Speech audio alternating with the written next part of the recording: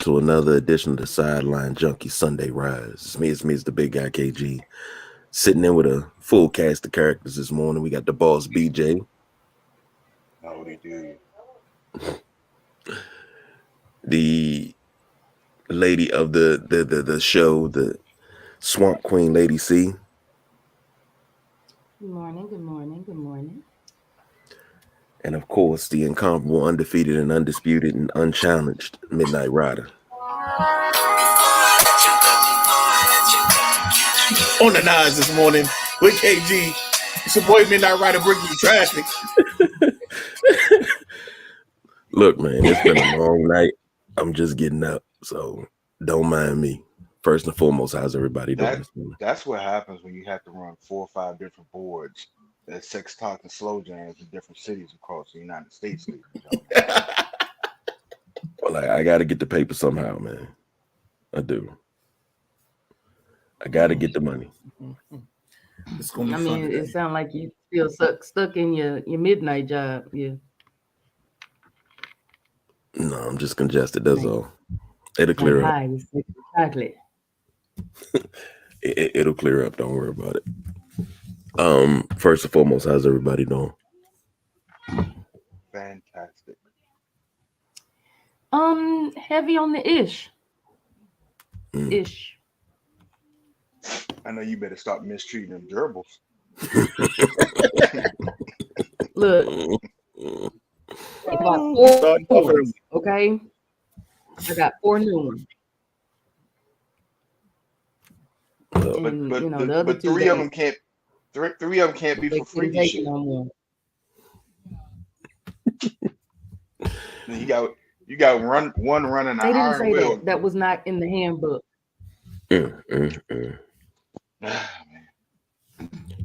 We're gonna start this thing off They today. said for my use.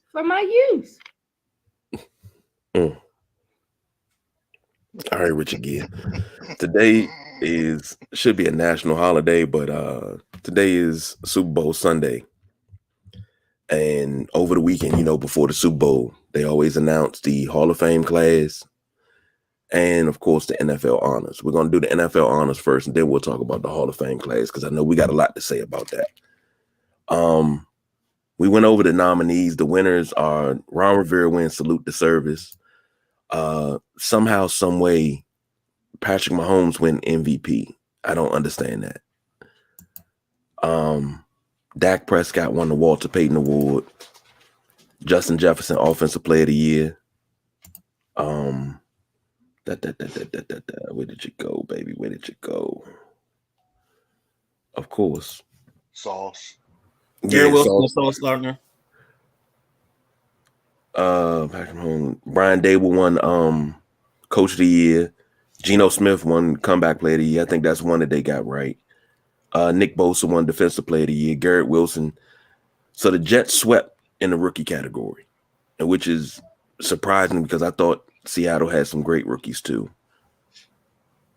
They had a lot of awards that we didn't know about, but still, Next Gen Stats Moment of the Year, Justin Jefferson's catch versus the Bills.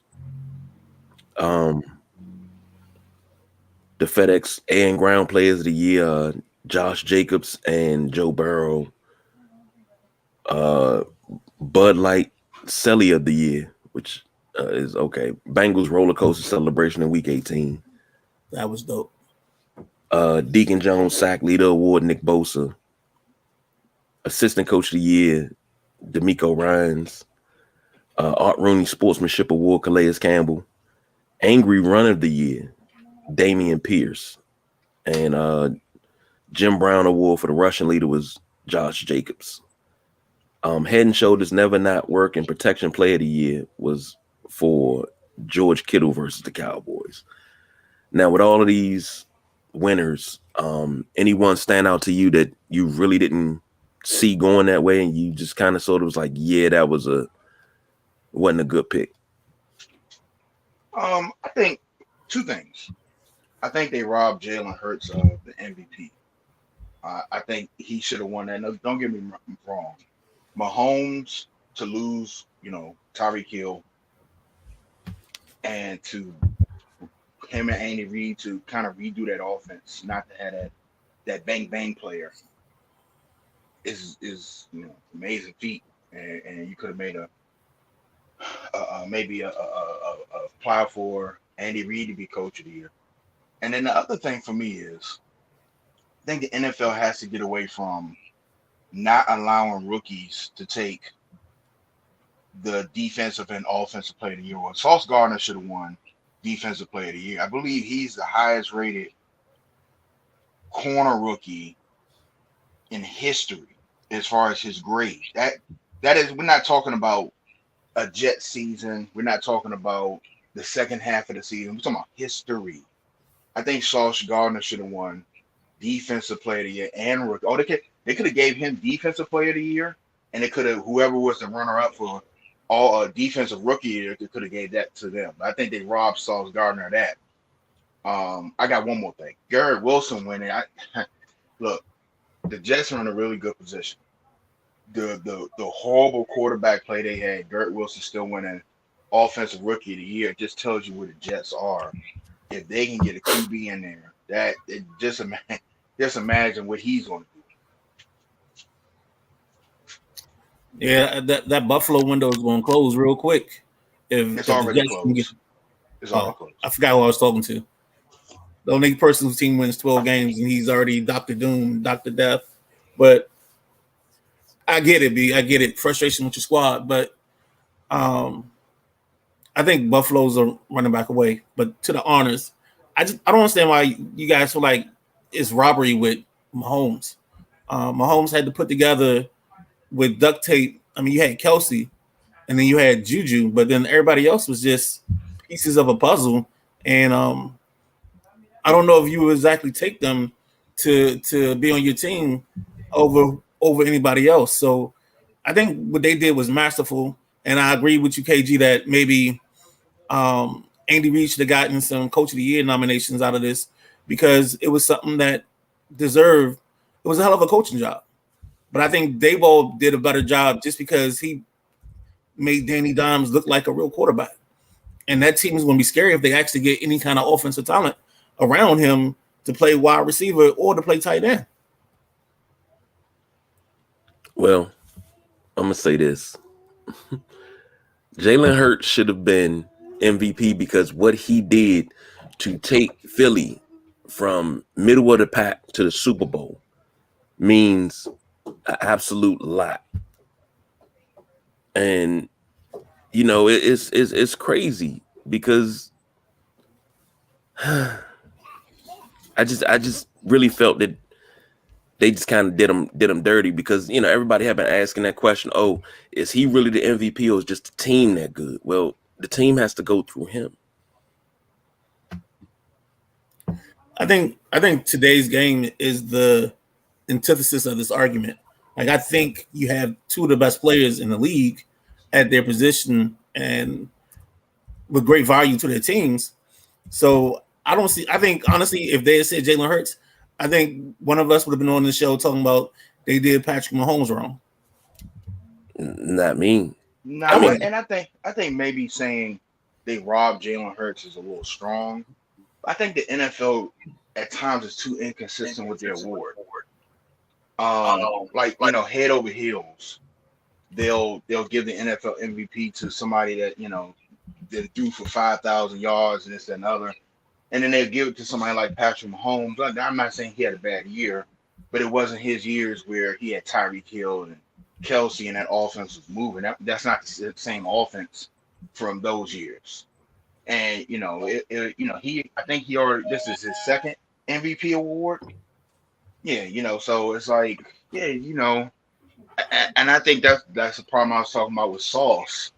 It's like, I don't know, they're so stubborn on giving their young guys the main award. I think we all agree that Patrick Mahomes is going to be an NFL MVP as long as he's healthy. He's going to be an NFL MVP frontrunner for the rest of his career. Like it's just that simple. But I really thought they should have passed that to Jalen Hurts this year. What Philly's done, what he's done, how he's progressed. You know what I mean? But I'm not mad they gave it to Patrick Mahomes. I just thought the award should have went to Philadelphia. That's all. Lady, see what you got on it. Those are the numbers, Midnight Rider? Yes, sir. Oh, I stand corrected. Okay, yeah, never mind. I'm gonna sit in my box. Now, now is this Patrick's numbers or Jalen's numbers? Patrick's numbers. Good God. Hmm. Yeah. Well, the numbers kind of the stats kind of speaks for itself. Then, and I mean, you really can't. A lot of people I've kind of heard on the, in the box and little chit chat. They're trying to make it a race thing, but y'all got to realize, look, Patrick is black too, sweetie. He's just half black. So you have two black guys, so you cannot make this about race. Like, oh, they should have gave it to no. Come on, get off your balls about it because they're both black. At the end of the day, they're both black. I think what it comes down to is just the numbers, the stats, and yeah. So looking at the numbers and stats, you got to take Patrick over Jalen. Right is right. Excuse me. Now, Man of the Year award going to Dak. He missed half the damn season. What kind of man? Okay, but that's their committee who makes the choices. Maybe they, would like to give me some of what they were smoking to come up with that idea. But I really have no comments on the Man of the Year honors and that going to Dak. Like, what did you do to be Man of the Year? Well, he had plenty of time. He was off. He wasn't playing football, so he had plenty of time to go do Man of the Year stuff. That's true. He had to strengthen his other hand. Here's the thing. You got with the MVP race, I still, even though Pat Mahomes had brilliant 5,250 yards, 41 touchdowns, 12 INTs, 105.2. Compared to Jalen Hurts, 3,701 yards passing, 22 touchdowns, 6 INTs, 101.5 passer rating, but he had 600, and he also had 760 rush yards, 13 touchdowns. But now think about this. Jalen Hurts didn't have to do very much passing because they were ahead in a lot of their games. So it was just hand the ball off and just eat the clock, okay? Now this Philly team showed, and I always said this, the MVP stands for what? Most valuable player. When Jalen Hurts went down with that strained shoulder for 2 games, they lost both of those games. He lost 1 game all year long, and that was to the Washington Commanders. He didn't lose another game. Hey, you know what? Anytime I can use it, I'm with it. I mean, I didn't think you was gonna go there of all people, but hey, left hand up. Who are we? The Commanders. Yeah, I wish I had a catchy song like that. But anyway, think about this. He was more valuable when Patrick Mahomes went out against, what was that? Not last round before in the playoffs. Chad Henne came in and moved the offense like it was nothing. I'm not saying Patrick Mahomes is disposable and Chad Henne's the second coming or nothing like that, but the Eagles go where Jalen Hurts goes. They can't function without Jalen Hurts. That means he's the most valuable player because they can't win without him. They can't win with Gardner Minshew. They play very well, but they couldn't get over the hump and win because Gardner Minshew brings something different to the table than Jalen Hurts. You got to look at it like that. But him not getting that MVP award, that's a problem for me. But maybe, just maybe, that might be the catalyst you need for him to win his first Super Bowl title tonight. And I agree with you, Lady C, about that Dak and that man of the year. Cause the way he yells at his teammates, I don't know, man. Wonder what you do to the charity events and stuff like that. You yell at them too when it ain't on time. He's never gonna live that down. I just want to let y'all know that. The only thing that ain't on time is, never mind. I'm gonna stop. I'm gonna start the year off good. Like, I'm gonna be good this year. I promise. I'm gonna be good. I'm not going to get into that much trouble with HR. Didn't say no trouble, just not as much as I did last year. I'm gonna try to cut that number in half. That's no, never mind. I'm glad you try. It's nothing beats a failure but a try.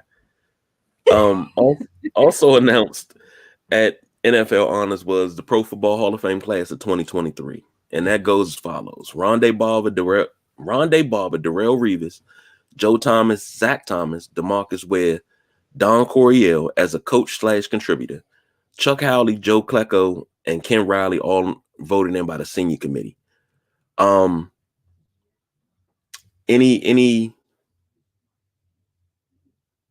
Any problems with this class, lady? Rondé Barber. Why Rondé? I just don't remember ever hearing somebody say like Rondé shut somebody down or shut down inside the field. Now he probably will have like the most sacks by a DB or maybe the most forced fumbles, something like that. But I just didn't think he was dominant enough to warrant, in you guys' words, first ballot Hall of Fame. So that's the only one I'm disappointed in. Well, he wasn't first ballot. Okay. This has to be 7th. Okay. Then that's better. I feel a little bit better about it. But here's the thing that we always say. Out of all the people missing out of the Hall of Fame,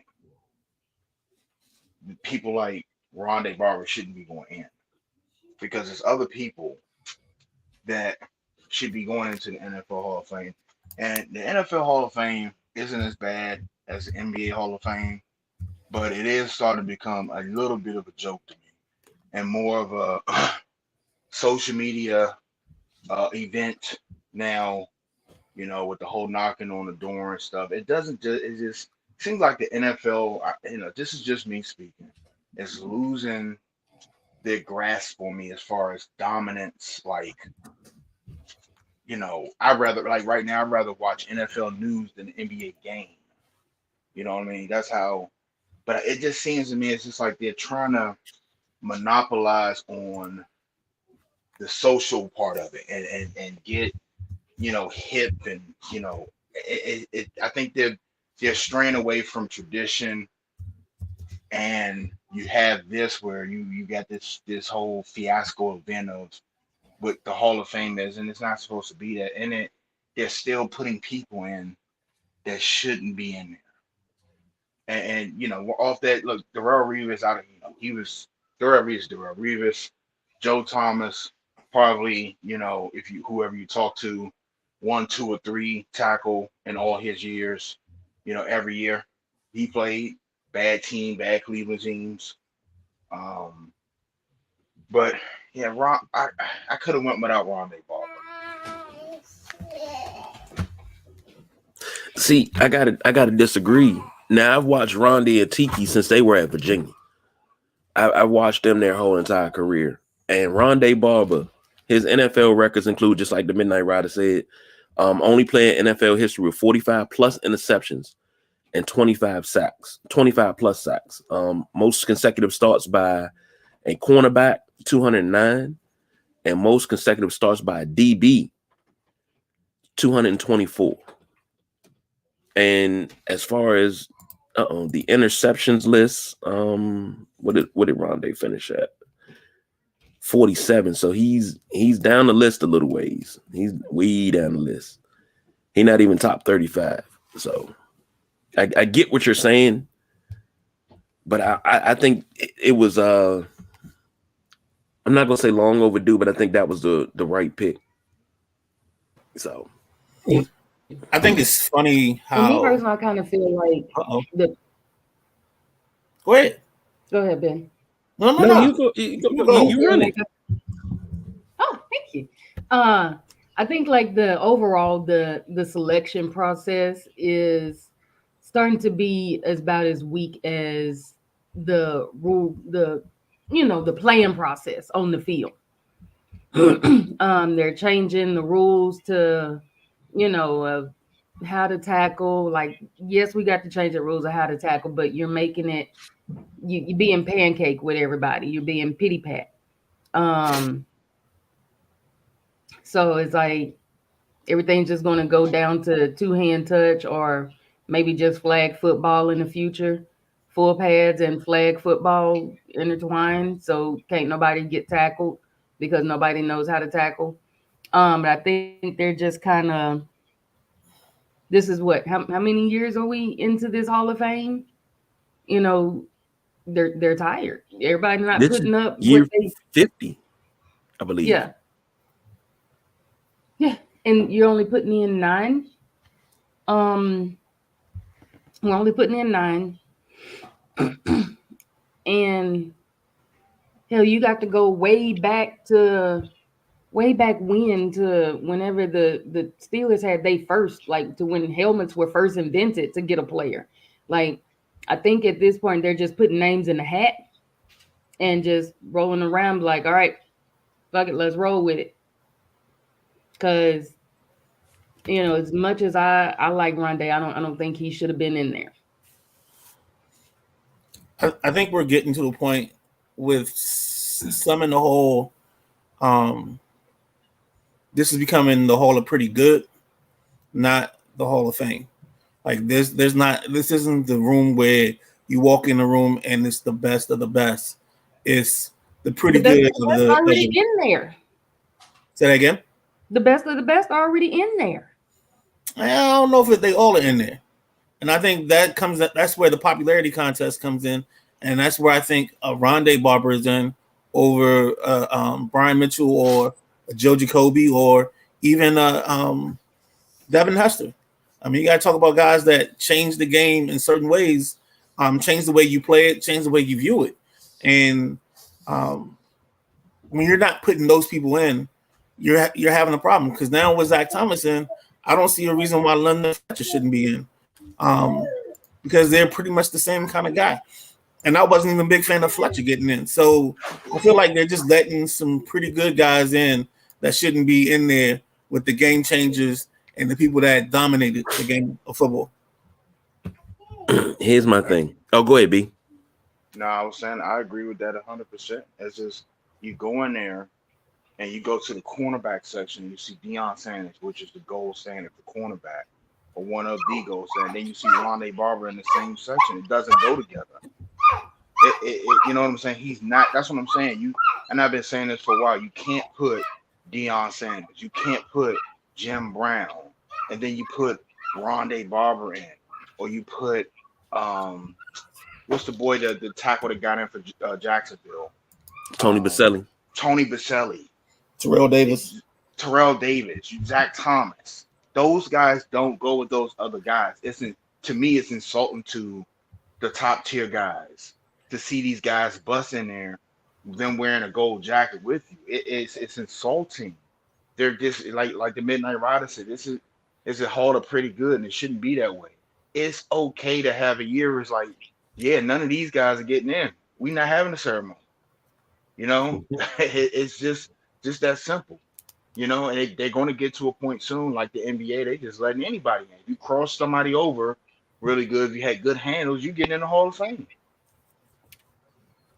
Well, it seems like we're trending towards that. I saw the look, KG. Terrell Davis doesn't belong. I keep telling you this. He had 2 good years. If he's in the Hall of Fame, then Priest Holmes should be in the Hall of Fame because they had the same 2 to 3 year dominant stretch. And that's the reason I say that. You know why they put Terrell Davis in the Hall of Fame? I do. You John know, Elway. because he didn't win those 2 championships, he wouldn't be there. Right. Now, here's my thing. This is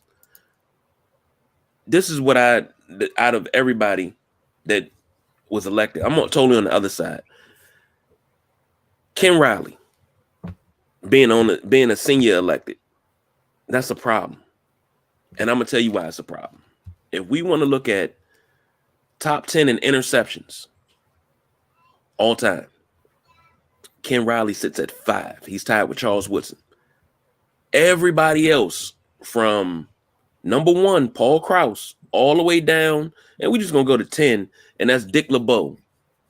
It's only 2 players out of the top 10 that are not in the Hall of Fame, and that's Dave Brown of the Pittsburgh Steelers, Seahawks, and Green Bay Packers, and Darren Sharper. Darren Sharper's never getting in. Right. So that's a foregone conclusion. He's never getting in. But why does it take so long for guys to have the stats to make it in? They got to go senior committee, okay? Don Coryell, since I can remember, everybody always talked about Air Coryell. And what was the dude? He used to coach the Rams. They used to call his offense, because the way his offensive lines blocked, they called the offensive lines Fort Knox. Chuck Knox. Chuck Knox, that's it. Those are the 2 coaches I heard about when you talked about offensive geniuses, other than Vince Lombardi, and defensive geniuses like Tom Landry, who created the Flex 4-3. But when you talk about guys like this that are mentioned for years about how great they are, what a great contributor they are, what a great coach they are, how their coaching tree alone has spawned some of the greatest coaches.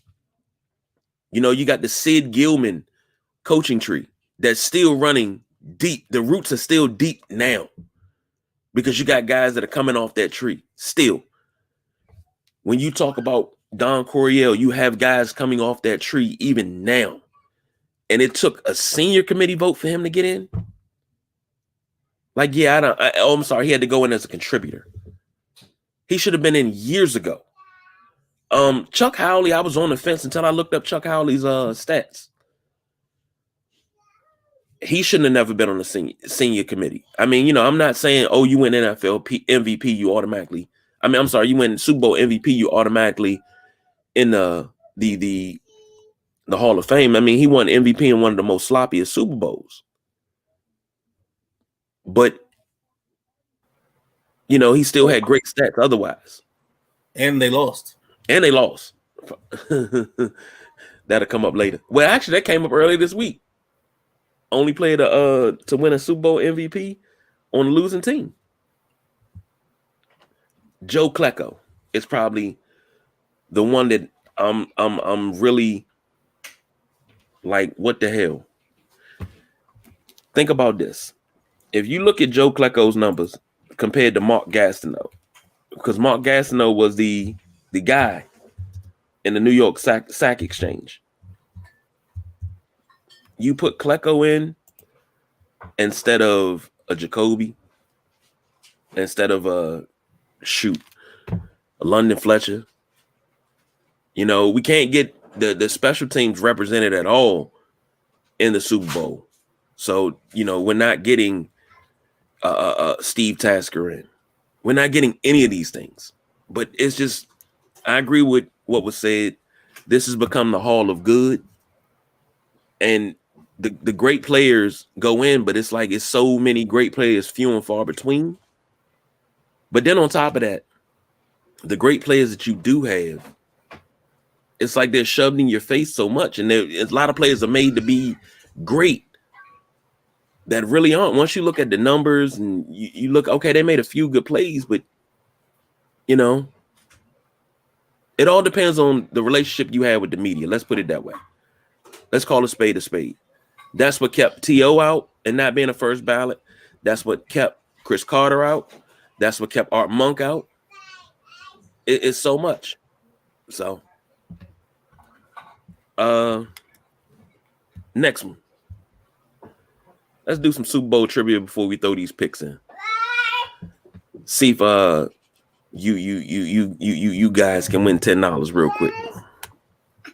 Because it seems like nobody wants to jump into it. So Boss BJ, you want to take over this one? You want to take this first one? I'm here. Oh, okay. Yeah, I'll try to take a stab at. Okay. All right, here we go. What team scored the most points in one single Super Bowl game? San Francisco. Ooh. Okay. All right. Next question. Most rushing yards in a Super Bowl game. Who did it?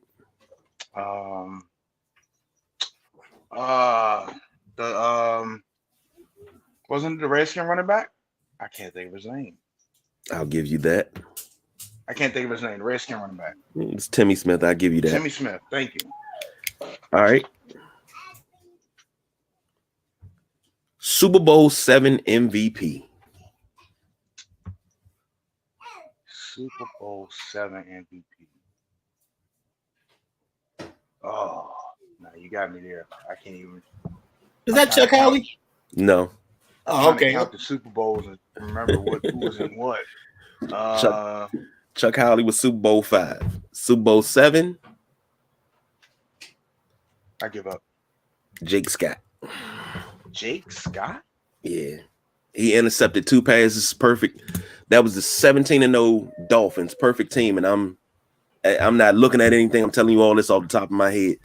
They came into that game 16-0, was undefeated, and they were still underdogs. They were 9-point underdogs to the Washington Redskins. Interesting. I would have never guessed that. Never would have guessed that. Lady C, you want to take a crack?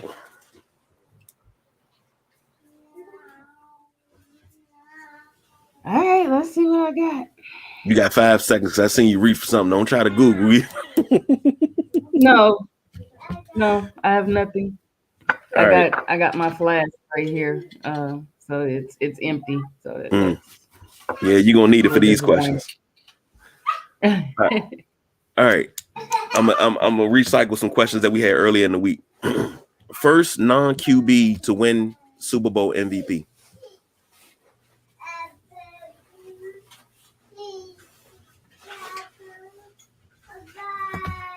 Nope.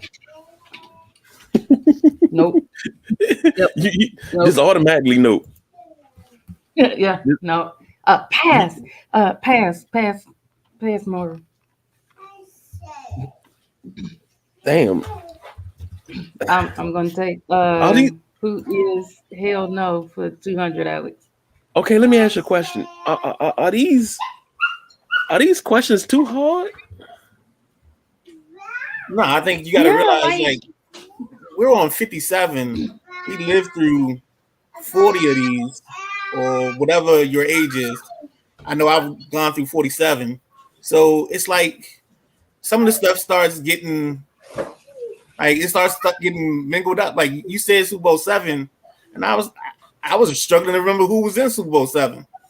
I knew the San Francisco question, and I knew the one before that BJ had, but yeah, I mean, some of the stuff, it just sits dormant. You don't actively talk about past Super Bowls. Y'all don't? Like Super Bowl 1, like who was alive during the first Super Bowl? Like, but that's a classic game. That was the first Super Bowl ever broadcast on 2 different networks. Look, y'all were alive during Super Bowl 1? You know what, man? When the NFL Network first hit the airwaves and they used to show all the old stuff and just sit there and watch it. I used to know the first 10 Super Bowls. Just because they didn't have the content they had now showing it. So they had to show their old games, the different types of stuff in the Super Bowls. So you got to watch them and the original broadcast and stuff. So, but I haven't done that in a while. So like Midnight Rider said, when he said Super Bowl 7, I was like 7. So the first one was And I was stuck at first. I was like, damn, who was in the first Super Bowl?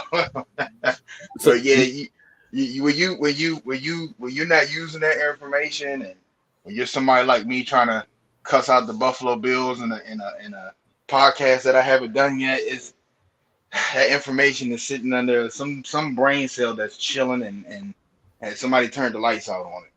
and what's crazy is now I feel like I don't have a life because I, I've seen Super Bowl one in its entirety so many times. I've watched it as a kid. Like I knew who Max McGee was before I hit the 5th grade. No, my You know- friend, you are a historian. That's what you are. You are a historian. It's not about not having a life. You are a historian when it comes to sports. Period. You can recollect things. It's just like the same. I always was impressed with the baseball people that could tell you numbers from a pitcher in 1967, and that stuff was amazing to me. And that's where you are with I know you're not that deep into baseball, but with basketball and football, you can reel stuff off, and it's very impressive. Well, I try, but I mean that's just lots of reading and everything. I mean, that's all. But I still ain't got a life, man. I sit around and watch. Your ability to retain that information is just amazing. Hell, I can't remember what I did today. Oh, BJ and this pussy, goddamn. Always putting. Look, where's there should be, because if I can't talk about stuff allowed to be, playing with his pussy camera and licking his pussy. God damn. Lord have mercy. Before we jump off of Super Bowl trivia, just throw a number out there. 1 to 57. 6. Super Bowl 6. 24-3 Miami over the Dallas Cowboys. Roger Staubach, MVP. First Super Bowl, nobody scored. First Super Bowl, a team lost without scoring a Super Bowl, without a touchdown, until Kansas City did it year before last. And that also started the run of Miami coming back the following year and going to the next 2 Super Bowls and winning what? I think they won 19 in a row. They went undefeated in 72, and I think they won the first 2 or 3 games in 73, and then won the Super Bowl again. Don Shula led teams, man. Yeah, but the saddest person in Super Bowl history, or the most forgotten man in Super Bowl history, is going to be Earl Morrall. Yeah. Because Earl Morrall, on that undefeated team, he was the guy that started like 10 of the regular season games as Greasy got hurt. And then he also, I think, came in as a backup in a game. And then I think he led Baltimore, if memory serves me correctly, to a Super Bowl. Yeah. He led Baltimore to Super Bowl 3, was the NFL MVP. Probably one of the greatest teams to never win a Super Bowl was that 68 Baltimore team. 19.5-point favorites. But what the breakdown in Super Bowl 3 was, Namath called a brilliant game. He didn't pass the ball very much. He called a lot of runs, especially late in the game. But then that defense, Walt Michaels was the defensive coordinator for the Jets, and his game plan for the Colts, if it's not already in the Hall of Fame, it should be in the Hall of Fame next to Eric Bieniemy's play call sheet from a few years ago, and Bill Belichick's defensive game plan in Super Bowl 25. All 3 of those should be in the Hall of Fame because those are some of the greatest defensive call games and just call games, period, in Super Bowl history because of how intricate they were put together, and they worked. But Earl Morrall, dare I say it, I think he should have, just for what he did for the backup quarterback position. It's only 2 backup quarterbacks in the history of the NFL that I think deserve to be in the Hall of Fame just for what they did as far as heroics, and that's Earl Morrall and Frank Reich. You don't give Hostetler any love? he didn't do it on a long-term scale like Earl Morrall and Frank Reich. The wild part about it, Hostetler, after 90, he got his 2 Super Bowls. He was getting ready to retire. He got that second Super Bowl. But after 90, remember, he was a starting quarterback. He wound up going to the Raiders. Yeah. And then he was a beast with the Raiders as a starter. And then they met Buffalo and got blown out 52-3 in the snow. I remember that game. But after that, he was a starter the rest of his career. Frank Reich, was a starter? He was a starter in Carolina.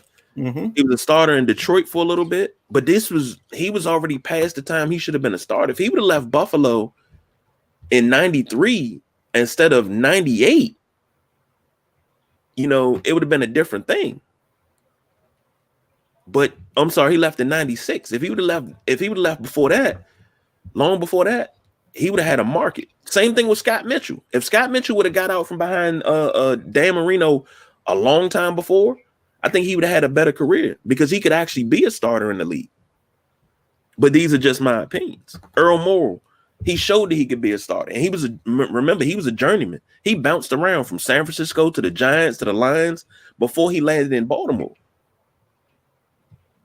It was a lot, man. But the perseverance, the way he could come in and lead a team like a starter, that says a lot. And I think those guys, when we talk about Hall of Fame, I think those guys deserve a nod. You got to make a special section for guys like that. Just my opinion, though. Now we got our Super Bowl picks, and tonight's the game starts at 6:30. Rihanna's doing the halftime report. I'm sorry, halftime report. She's doing the halftime show, which I think is going to be okay. I'm not 100% looking forward to it. It's not, Outcast or nothing like that, but it is what it is. Excuse me, I'm trying to find a line on this one. Let me find the line. Let me find the line. Because all this is presented by FanDuel, of course. And if this page below, the Philadelphia Eagles are 1.5 point favorites. Over under is 50.5. So let's go around the room. We're gonna do it a little different. We're gonna go in depth. We're gonna start with the Boss BJ, go to the Swamp Queen, go to the Midnight Ride, and I'll finish it up. Who you got winning this game and how you got it playing out? What you got happening that's gonna have everybody on the edge of their seats. First of all, let me express that I do not care about this game at all. Until the boys from Orchard Park go in there, I'm starting to lose my interest in football, period. Okay.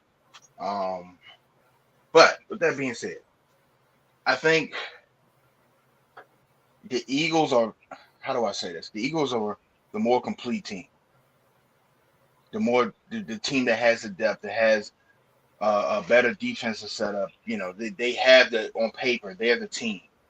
But I think Patrick Mahomes is going to show you why he's the MVP today. I think that the Chiefs, and I don't want to down any team, but, I say this about Buffalo in their division.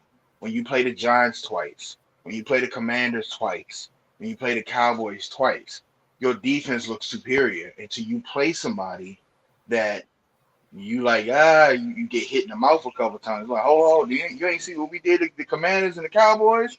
Like, shut up, I don't care. And I think that's what Patrick Mahomes is going to do today. I think it's going to be interesting. But I think, we talked about this before, how the Chiefs are built.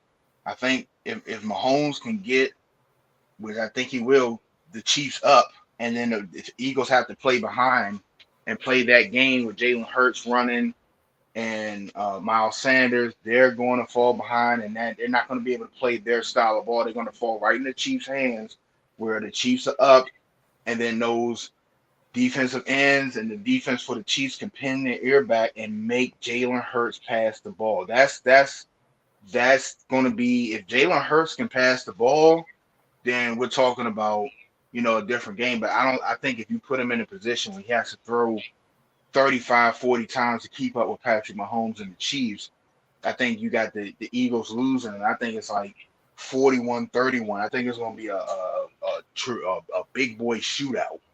You know, not the love talking slow jam shootout. You know, where you rubbing baby oil on the shoulders and stuff, and rubbing the feet. This is going to be bang, bang, bang. This is going to be you go up to get to the bathroom, and both teams have scored 3 times type game. So, and I think, you know, of course, the Super Bowl is going to be slow. You know, everybody going to have that adrenaline. They got to calm themselves down. And, you know, it's probably going to go into halftime, you know, 17-13. And then second half, I think the fireworks are going to explode. But I got the Chiefs winning. I think it's going to be 41-31 Chiefs.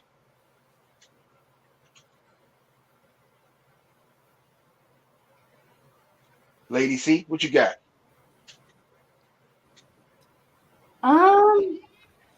Look like she got that Doug in her lap. Got my Doug. Got my little Dougie. Little Dougie first. No, don't lick my face. That's gross. So I'm going to be under the same disclaimer as BJ. I really don't give a damn about either team. So, and at the end of the day, the team who scores the most points will be the team that wins. But I'm definitely going to. I'm hoping that it'll be Jalen. It'll be the Eagles that'll win this. Because it just he has something else to prove. Pat done already done this. You know, I want Jalen to get that taste. He already, you know, because he just this is his first time. Like I pull for the Ravens up for the underdogs. Like you know, it's saying Eagles are, you know, you said a 1.5 point favorite. I don't even think they're going to cover that 50. So I think it'll be mostly one-sided because now Pat has he got a little cockiness about him because he's already been here. He's already done this. So he's going to come in a little cocky. He's not going to be as level-headed as he needs to be. Jalen will be more level-headed because he's hungrier. He's hungry. So I'm going to pull for the commercials to win. I've always loved the commercials. I don't even think the halftime show will be all that. It'll be what it is. And honestly, I think the commercials have gone down over the years. Commercials aren't all that hippie. They're not as funny. Because I know we used to have them like leading up to the Super Bowl. You have the commercials all week. And then you have like special commercials that are just for. But that's about it. I'm gonna go ahead and pull for the Eagles and the commercials in this. Midnight, what you got? So I think I'm gonna go. I think this game starts out quick. I think AJ Brown gets a touchdown. Before I say that, I think the coin toss is gonna be tails. I think the Chiefs will defer. I think AJ Brown scores the first touchdown. Then I think it's probably a 14-17, 17-14 halftime, and then they come out and the game ends up 34-24. And I think the Philadelphia Eagles will get their second title. MVP will be AJ Brown because he's going to have 2 touchdowns and 150 plus yards. And the bad thing is I don't think Mahomes finishes the game. I think we're going to see Chad Henne at some point today because the relentless nature of the Eagles front is going to create problems. I do see Andy Reid sneaking in like a tight end screen or something like that, and them getting a touchdown to one of their backup tight ends at some point in this ball game because the Eagles will run that five-man front, and their edges are the I think it's Reddick and Josh Sweat. So I think they're gonna catch one of them blitzing. They're gonna sneak the tight end out, and that's how they get to 24. The only problem is I think Mahomes gets hurt in the process, and 34-24 is the ball game. Well, oh, Gatorade is orange. Gatorade is orange. Okay. Here's my thing. Number one, I think Larry Zonka is going to be out there to represent the Dolphins, because this is their 50-year anniversary of their Super Bowl and the 50th season of their undefeated season, and nobody has done it since. But can you put a parlay on a coin toss? I mean, are we that deep yet? Parlay on? Nah, I think that. Hold on. Just go ahead and keep going.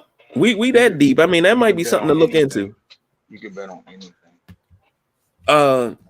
I think that the game is going to start fast, but I think it's going to be a classic shootout. 41-38. Last second field goal. And the thing is, I'm going to go with, I don't want to, but I'm going to go with the Eagles on this one. And you can't parlay the props. Okay. I'm going to go with the Eagles on this one. And when it comes to the end of the game, Travis Kelce will still be on the field celebrating with his brother as the confetti comes down. He probably won't make it up on the podium, but he's going to be somewhere around celebrating with his brother. And it's going to be, it don't matter how it goes. The Kelce brothers will be together at the end of this game. It won't be like the Harbaugh brothers where you go, 2 years without speaking to each other because you beat me in the Super Bowl. It won't be that. So, it's I think it's going to be one of those classic games. I think this is one of the ones it's going to be so good. No, as soon as the game is over with, the Kelce brothers going out to eat. Yeah. So yeah. That's it. As soon as it's over with, they're going to Golden Corral.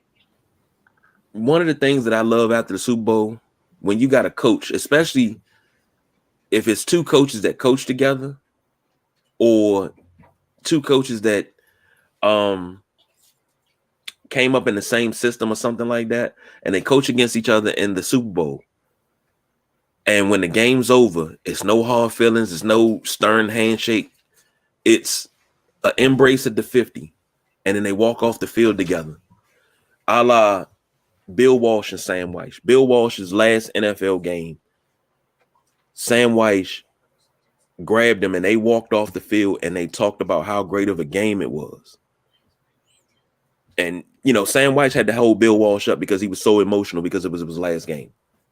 But he led him all the way to the locker room.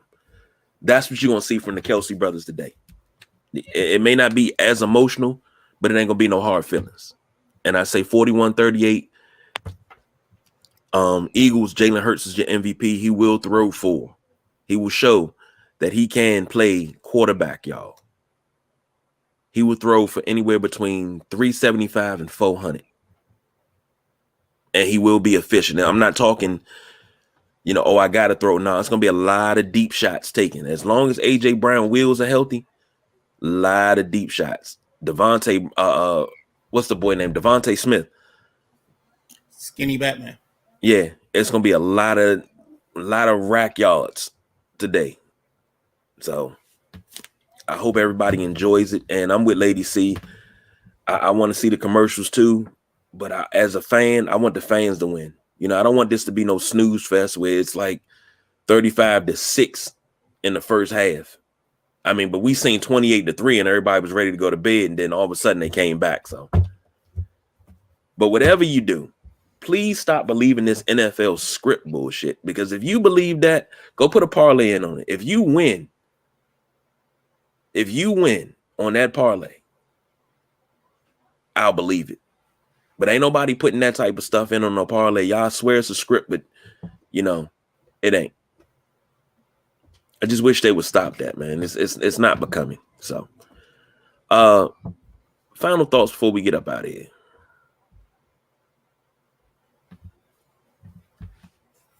I think we got the feature we wanted. You wanted with them showing Jalen Hurts' dad. I think they did this during championship week, but I know they're replaying it now on NFL Network. Final thoughts is just I'm just ready to see a good Super Bowl. I mean, something that's entertaining. Hopefully the points are what we were talking about, the 41-38, the 34-24.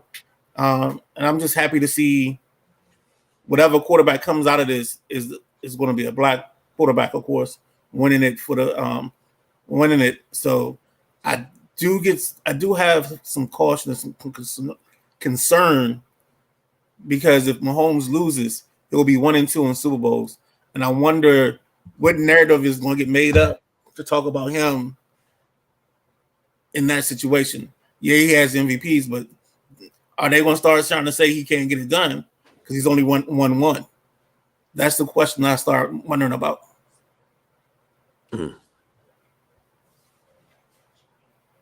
Boss? Well, I gave my prediction for the Super Bowl, but something I have to do that I haven't done is my Bills show, and I'm gonna need you guys to hold my hand through that and keep me grounded and level when I do that. I'm trying to do it tomorrow night, but yeah, like I said, I'm not watching the Super Bowl. I'm not even gonna sit here and pretend. I think the Chiefs are gonna win. I just think, I always say that the cream of the crop coaches rise to the top, and you got Nick Sirianni, and of course we know what Andy Reid can do. And I just think the game plan that Andy Reid, puts up with what he has is amazing, just like Kyle Shanahan does, versus what Nick Sirianni has with talent.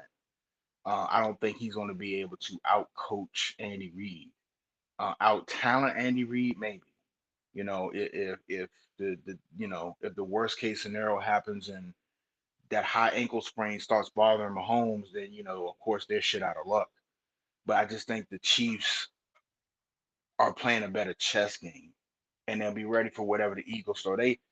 We've all said that the Philly defense is something to be reckoned with, and Andy Reid knows this. So, I just think they'll be ready for it, and I'll listen. I'll probably be listening, but I'll look at the score periodically while I'm out and see who wins the Super Bowl that I don't care about.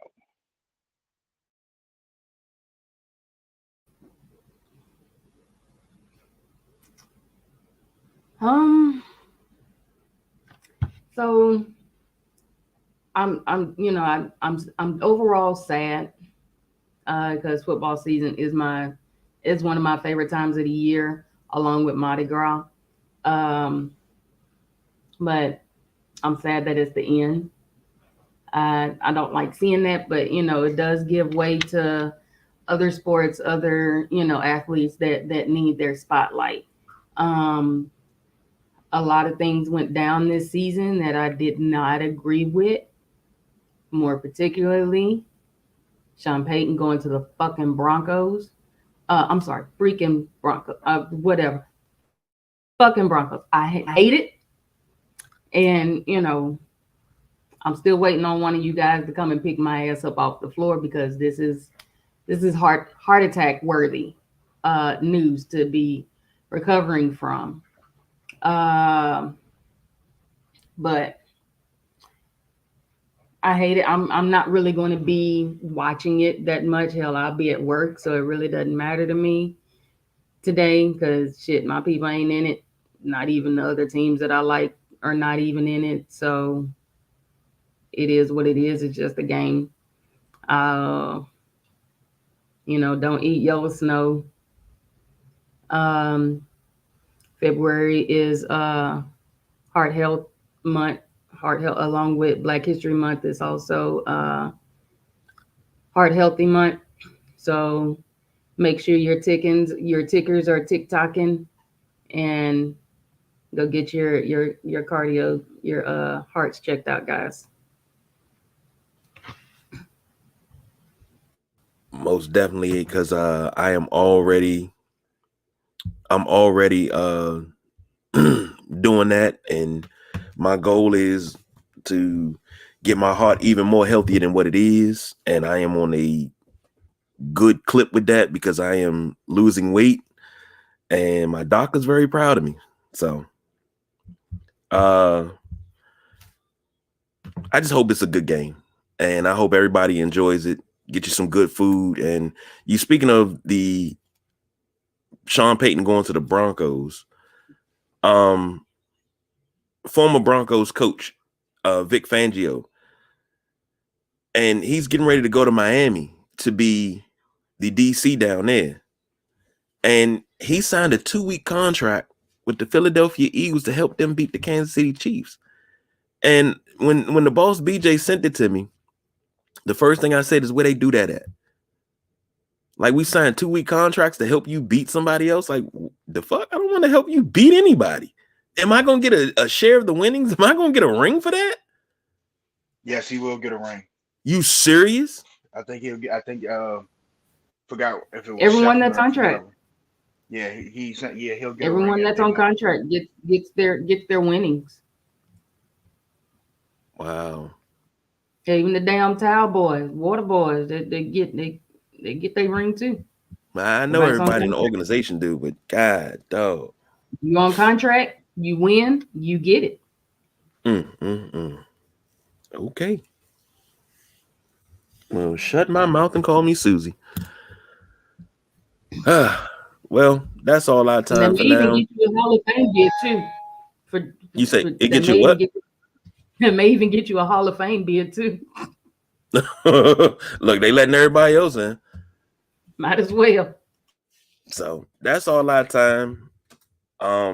Please, if you have not listened to it already, go back and listen to the Sideline Junkie Saturday Night WrestleManiacs from last night, where we did All Worlds Collide fantasy picks of what we would think that pay-per-view would look like. And if that actually happens, just know I should be a really, really, really rich, you know what, because that was my idea.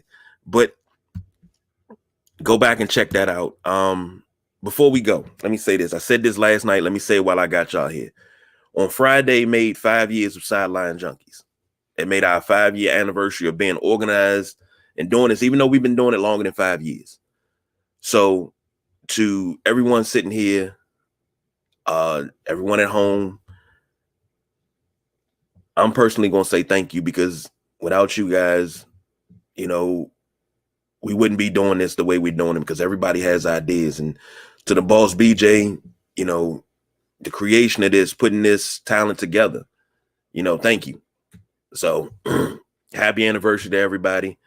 It's great that it's anniversary on Super Bowl weekend. I got my Cinnabons already.